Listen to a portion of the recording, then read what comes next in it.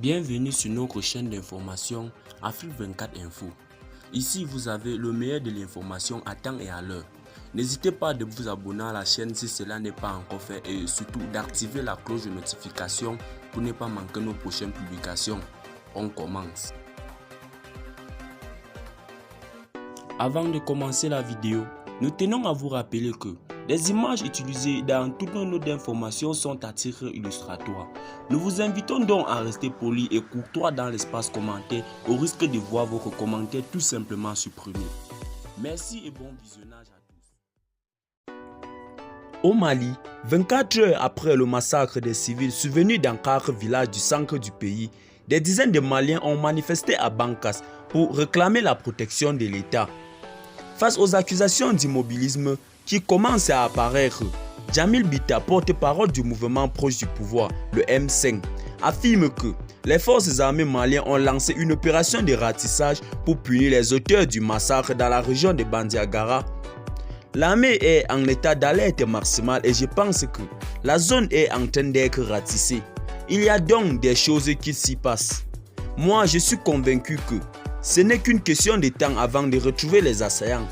Si l'information était parvenue à temps, avec les moyens logistiques dont disposent nos forces de sécurité, je pense que cela aurait pu peut-être nous épargner d'un tel massacre. Ce matin, la mission de l'ONU dans le pays a convoyé les responsables militaires et administratifs maliens sur les lieux des crimes afin d'évaluer l'ampleur des dégâts et évacuer les blessés, explique Olivier Salgado, l'un des porte-parole de la MINUSMA. Au moment où nous échangeons, on est en train d'évacuer un soldat malien. Nous sommes toujours présents en cas de besoin, lorsque les besoins sont exprimés.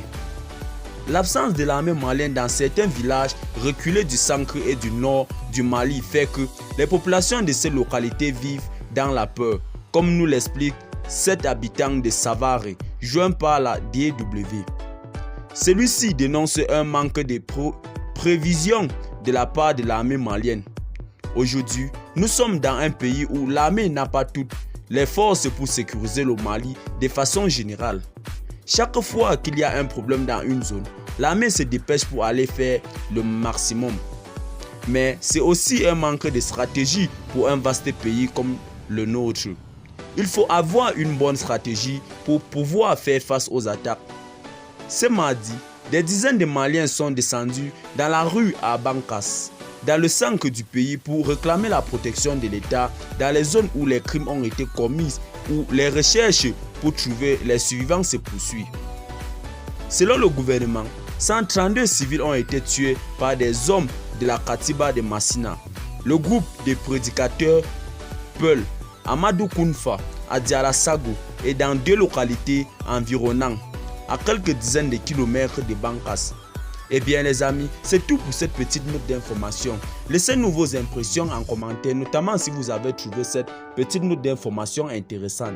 Abonnez-vous à la chaîne et activez la cloche de notification pour ne plus manquer nos prochaines vidéos. Bye bye.